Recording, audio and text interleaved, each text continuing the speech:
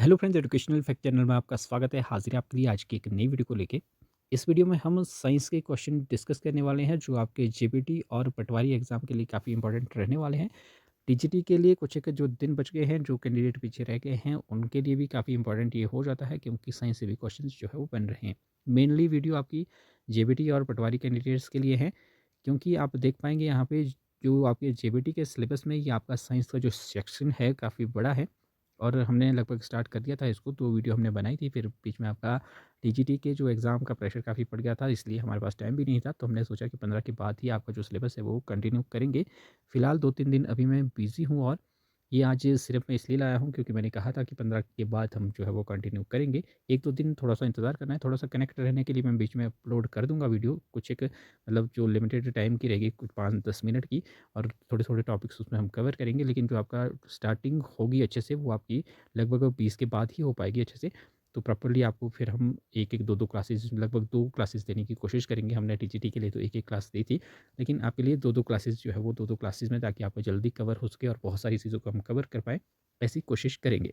तो फिलहाल यहाँ पे 2 यहाँ लगभग आपके जो आपका 4 एक स्टार्टिंग के ये टॉपिक्स हैं वो हमने कवर कर दिए थे, लेकिन यहाँ पे आपका जो ये बॉडी मूवमेंट्स वाला है, इससे रिलेटेड हम 100 क्वेश्चंस डिस्कस करने वाले हैं।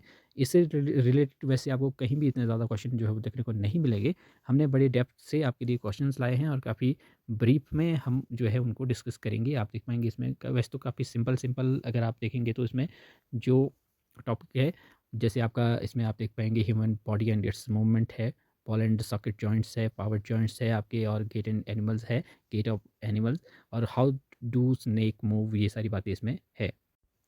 लेकिन जिस तरह से आपने देखा होगा टीजीटी का एग्ज़ाम भी है, काफ़ी कंसेप्चुअल क्वेश्चंस पूछे जा रहे हैं, इसलिए हम भी थोड़े-से इस बार गहराई में गए हैं। हालाँकि 50 क्वेश्चंस है जो हमने जनरल आपके लिए लाए हैं, जनरल सी नॉलेज भी होनी चाहिए, लेकिन जो 50 क्वेश्चंस है वो आपको काफ़ी अच्छे लगेंगे, मतलब काफ़ी डेप्थ में उसके लिए आपको जाना पड़ेगा समझने के लिए भी, क्योंकि हमने लाया काफ़ी डेप्थ से है वो।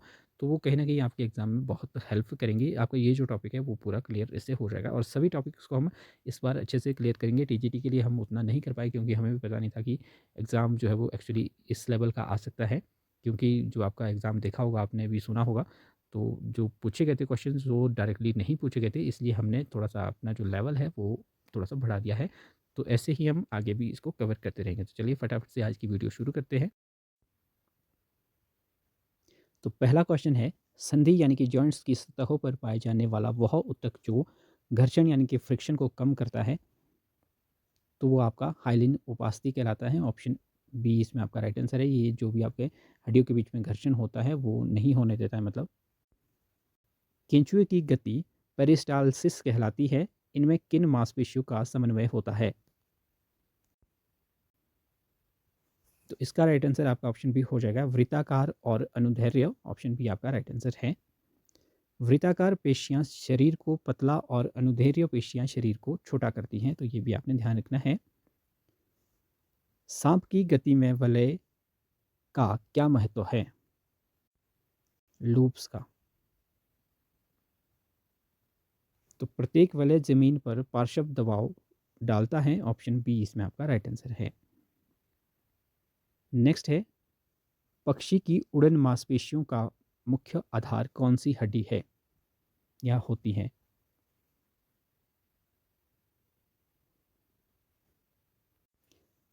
तो इसका भी आपका राइट आंसर ऑप्शन बी हो जाएगा, कील युक्त स्टर्न। ऑप्शन बी आपका राइट आंसर है। वक्ष की हड्डी एक नौका की कील की तरह होती है जिससे मांसपेशियां जुड़ी होती हैं। एक वयस्क मनुष्य में अचल संधियां मुख्य रूप से कहाँ पाई जाती हैं?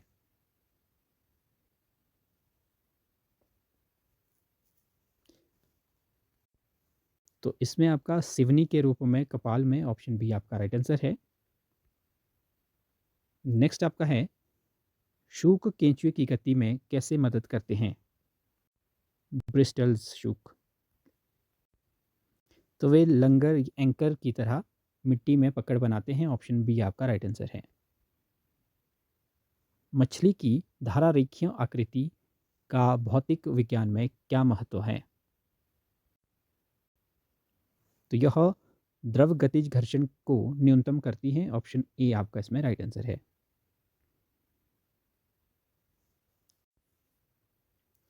सिनेवियल द्रव कहाँ पाया जाता है? Synovial fluid. स्वतंत्र रूप से गतिशील संधियों में, ऑप्शन बी आपका इसमें राइट आंसर है। ये लुब्रिकेंट का काम करती हैं, फ्रीली मूवेबल जॉइंट्स जो होते हैं वहाँ ये पाया जाता है आपका।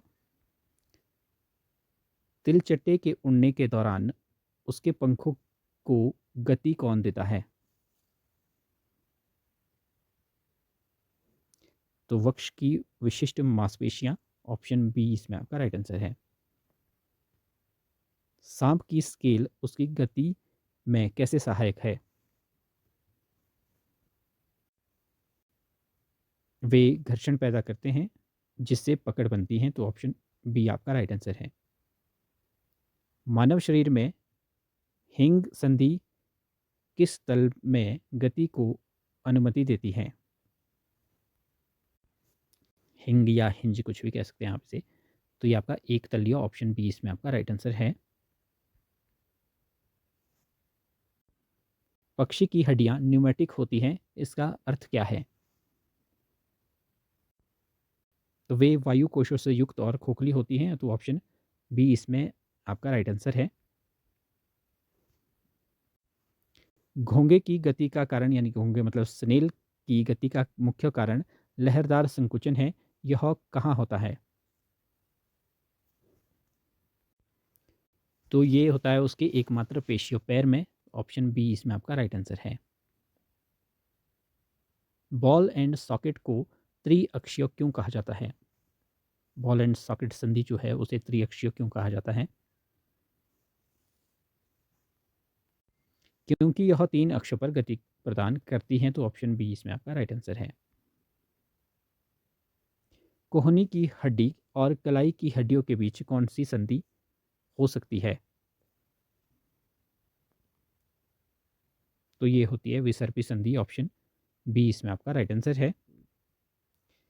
केंचुए का अग्र सिरा फैलने पर पिछला सिरा क्या होता है? तो वह ज़मीन से मजबूती से चिपक जाता है, तो ऑप्शन बी इसमें आपका राइट आंसर है। सभी क्वेश्चन के बी उत्तर आ रहे हैं, क्या बात होगी। तिलचट्टे के शरीर पर स्पिरेकल्स का गति से क्या संबंध है? तो संबंध ये है कि वे उसे ऊर्जा देने हेतु ऑक्सीजन प्रदान करते हैं, ऑप्शन ए इसमें आपका राइट आंसर है। मछली के जोड़ों का लचीलापन उसे क्या करने देता है? पूंछ को तेजी से बाएं और दाएं झटका देने में, ऑप्शन बी इसमें आपका राइट आंसर है। मानव कंकाल में अक्षीय कंकाल में क्या शामिल नहीं है? तो उसमें हाथ पैर की अस्थियां, ऑप्शन सी इसमें आपका राइट आंसर है। सांप की गति को सरपेंटाइन क्यों कहते हैं? क्योंकि यह लहरों की तरह चलता है, तो ऑप्शन बी इसमें आपका राइट आंसर है। पसलियां पीछे की ओर मेरुदंड से और आगे की ओर किससे जुड़ी होती हैं? तो आगे की ओर ये आपके स्टर्नम से, ऑप्शन बी इसमें आपका राइट आंसर है। मांसपेशियों के संकुचन के लिए कौन सा खनिज अनिवार्य है? तो ये है आपका कैल्शियम, ऑप्शन बी इसमें आपका राइट आंसर है। उपास्थि में रक्त वाहिकाएं नहीं होती, यह पोषण कहाँ से प्राप्त करती है? तो ये आपका विसरण के माध्यम से, ऑप्शन बी इसमें आपका राइट आंसर है। नेक्स्ट है तिलचट्टे की काइटिनस प्लेट्स कैसे जुड़ी होती है? वे लचीली झिल्ली से जुड़ी होती है, तो ऑप्शन बी इसमें आपका राइट आंसर है। इसी लचीलेपन के कारण वह हिल पाता है। नेक्स्ट है सांप की गति सबसे कठिन कहाँ होती है? तो इनमें से आपका कांच जैसी चिकनी सतह पर, ऑप्शन बी आपका राइट आंसर है। यहाँ पे सांप का चलना थोड़ा सा मुश्किल हो जाता है। मछली के पंख संतुलन के अलावा और क्या करते हैं? तो वे ब्रेक का काम करते हैं, तो ऑप्शन बी इसमें आपका राइट आंसर है। कंधे की पेक्टोरल गर्डल किन हड्डियों से बनती है? तो ये बनती है कॉलर बोन और स्कैपुला से, ऑप्शन बी इसमें आपका राइट आंसर है। मांसपेशी जब उत्तेजित होती है तो वह क्या करती हैं? तो वह संकुचित और छोटी हो जाती हैं। ऑप्शन बी आपका इसमें राइट आंसर है। पाइवट जॉइंट का मुख्य कार्य क्या है? धुराग्र संधि। तो इसका मुख्य कार्य है आपका रोटेशन का, घूर्णन का। ऑप्शन बी आपका इसमें राइट आंसर है। पक्षियों की पूंछ का उड़ने में क्या कार्य है?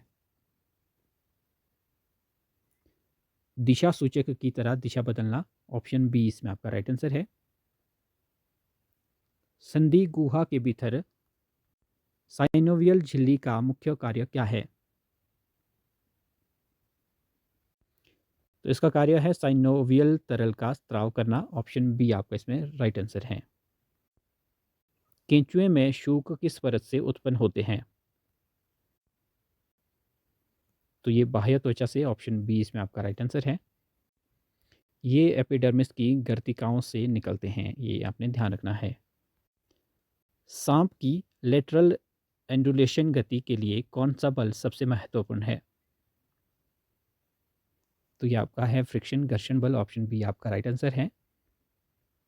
बिना घर्षण के सांप के वलय आगे की ओर बल नहीं बना सकते। पक्षियों में विशबोन या फरकुला किन हड्डियों के जुड़ने से बनती हैं? तो इसका भी उत्तर बी हो जाएगा, हंसली। यह उड़ने के दौरान स्प्रिंग की तरह काम करती हैं, तो ये आपको ध्यान रखना है।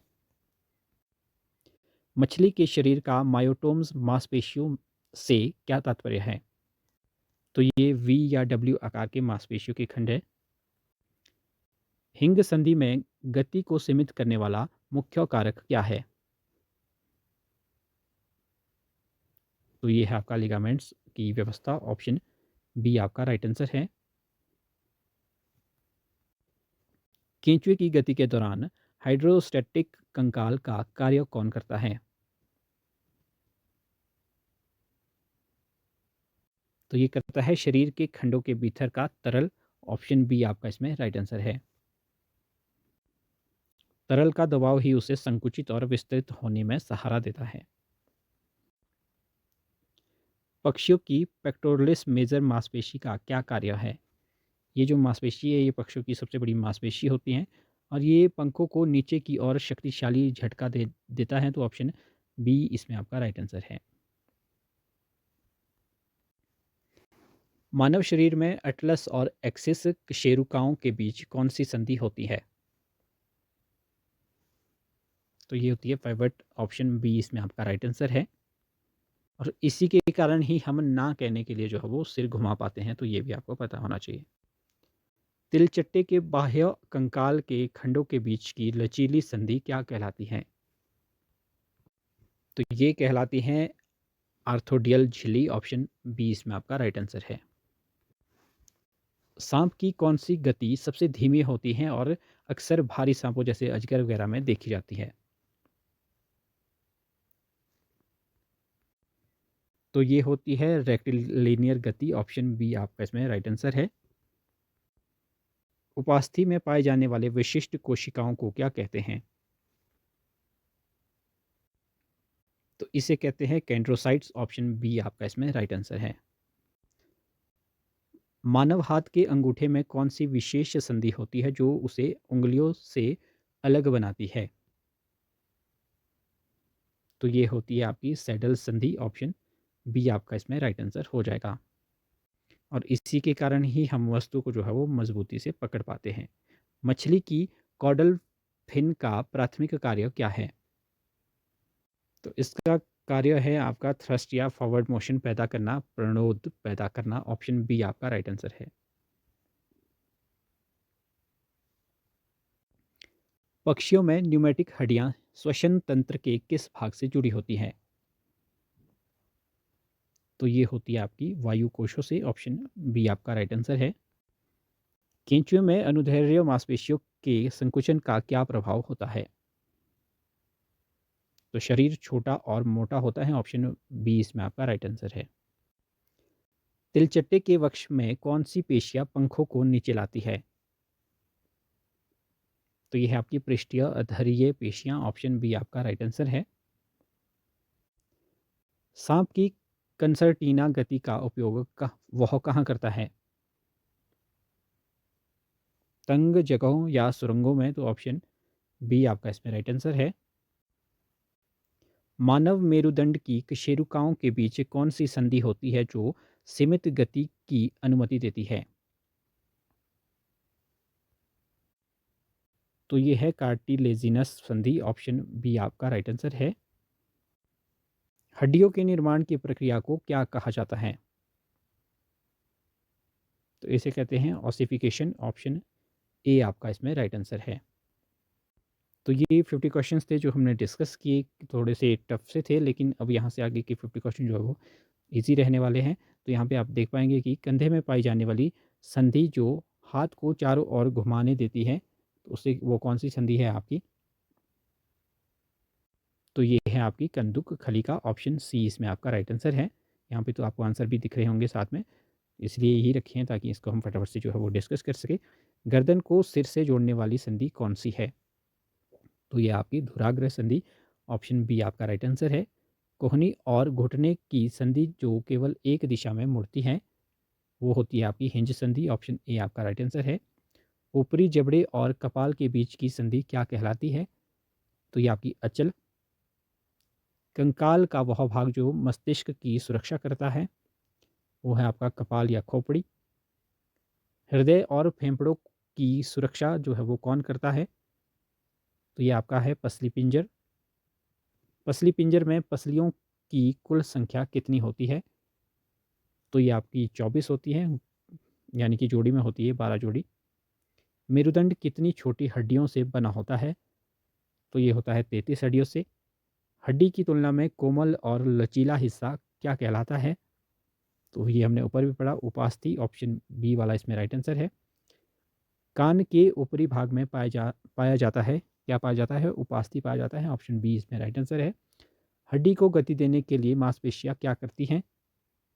केवल खींचती हैं, तो ऑप्शन बी इसमें आपका राइट आंसर है। गति के लिए मांसपेशियों का कितना जोड़ा एक साथ कार्य करता है? तो 2 जोड़े, ऑप्शन बी इसमें राइट आंसर है। एक्सरे से हमें शरीर के किस भाग की जानकारी मिलती है? तो हड्डियों की आकृति की, ऑप्शन सी इसमें राइट आंसर है। श्रोणीय अस्थियां कहाँ पाई जाती हैं?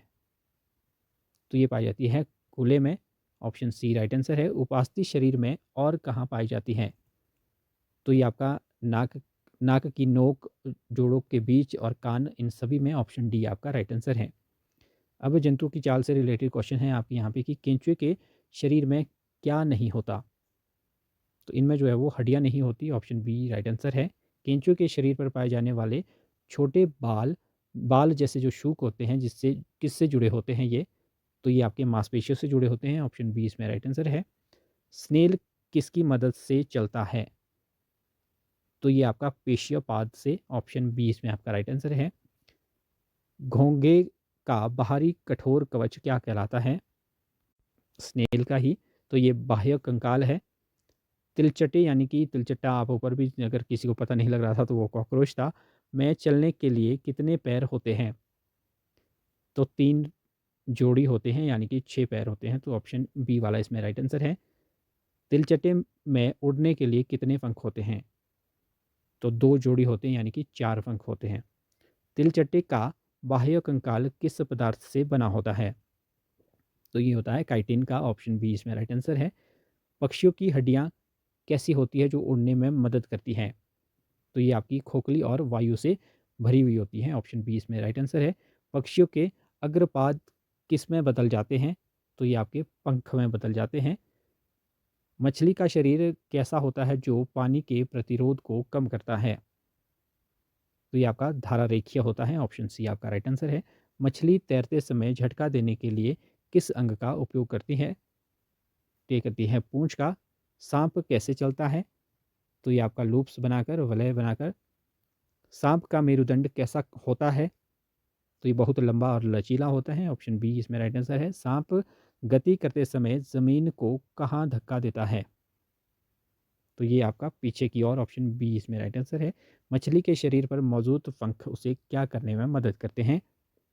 तो एक तो आपका तैरने और संतुलन बनाने में, ऑप्शन ए इसमें आपका राइट आंसर है। केंचुए की गति में क्या शामिल है?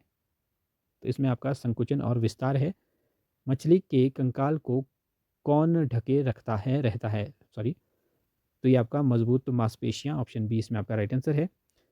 पक्षी ज़मीन पर चलने के लिए किसका उपयोग करते हैं? तो इसमें पीछे के पैर, ऑप्शन बी आपका राइट आंसर है। अस्थि और उपास्थि मिलकर क्या बनाते हैं? तो ये आपका कंकाल तंत्र बनाते हैं। केंचुए का कौन सा पदार्थ उसे मिट्टी पर चलने में मदद करता है? तो ये है आपका चिकना स्राव, ऑप्शन बी आपका इसमें राइट आंसर है। किस जंतु को किसान का मित्र कहा जाता है? तो केंचुआ ही है ये, ऑप्शन सी इसमें राइट आंसर है। मानव शरीर की सबसे लंबी हड्डी कहाँ होती है? तो ये आपकी जांघ में होती है। दो हड्डियों को जोड़ने वाले उत्तक को जो है वो क्या कहते हैं? तो लिगामेंट कहते हैं, ऑप्शन बी इसमें राइट आंसर है। सांप सीधी रेखा में क्यों नहीं चल पाता? तो उसके वलय उसे धक्का देते हैं, तो ऑप्शन बी इसमें राइट आंसर है। तिलचटा कहाँ चल सकता है? तो उसको तो चाहे जहाँ मर्जी चला लो आप, ज़मीन में, दीवार पर, हवा में भी उड़ सकता है। तो उपरोक्त सभी, ऑप्शन डी आपका राइट आंसर है। क्या केंचुए की आंखें होती है? तो केंचुए को कोई आंखें नहीं होती, ऑप्शन बी इसमें राइट आंसर है। कोहनी की संधि किस दिशा में गति की अनुमति देती है? तो केवल एक दिशा में ही आपकी ये मुड़ सकती है, तो ऑप्शन बी आपका राइट आंसर है। सांप के वलय उसे कहाँ धकेलते हैं? तो उसे धकेलते हैं आगे की ओर, ज़मीन को धकेलता है वो पीछे की ओर, तो ऑप्शन बी इसमें आपका राइट आंसर है। हमारे शरीर का सबसे कठोर हिस्सा कौन सा है? तो ये है आपका हड्डी दांत का एनिमल, तो ये आपने ध्यान रखना है। पक्षी हवा में उड़ने के अलावा पानी में भी तैर सकते हैं, तो ये आपका केवल बतख जैसे पक्षी, ऑप्शन बी इसमें आपका राइट आंसर है। क्या सांप की पसलियां मेरुदंड से जुड़ी होती है? तो हाँ, इसका ऑप्शन ए आपका राइट आंसर है। अस्थियों को गति देने के लिए मांसपेशियां क्या करती है? तो उसको फूलती हैं, सिकुड़ती हैं, छोटी हो जाती हैं, उपरोक्त सभी, ऑप्शन डी आपका इसमें राइट आंसर है। कपाल मस्तिष्क की रक्षा कैसे करता है? तो कठोर बक्से की तरह, ऑप्शन बी इसमें आपका राइट आंसर है। घोंगे की चाल केंचुए से कैसी होती है? तो ये आपकी बहुत धीमी होती है। मानव शरीर में कुल कितनी जो है वो हड्डियाँ होती हैं? तो ये तो सभी को पता पता होगा कि आपकी 206 होती है। तो इस तरह से ये हमने 100 क्वेश्चन डिस्कस किए। तो इसमें काफ़ी इंपॉर्टेंट थे, और क्योंकि आपकी जनरल नॉलेज के लिए भी काफ़ी चीज़ें थी, तो ये आपके लिए काफ़ी इंपॉर्टेंट हो जाते हैं, और हम उम्मीद करते हैं कि आपके एग्ज़ाम में ये क्वेश्चंस आपकी काफ़ी हेल्प करेंगे। छोटे-छोटे टॉपिक्स को लेके चलेंगे, क्योंकि अभी समय है, तो सारी चीज़ें जो है वो कवर हो जाएगी, और डिटेल में आपको जानकारी भी हो जाएगी। 1-2 बार जब आप इन चीज़ों को रिवाइज़ करेंगे, तो आपको और भी ज़्यादा जो है वो क्लियर चीज़ें हो जाएगी। तो फिलहाल अभी के लिए इतना ही, मिलते हैं अगली वीडियो के साथ, तब तक के लिए बाय बाय।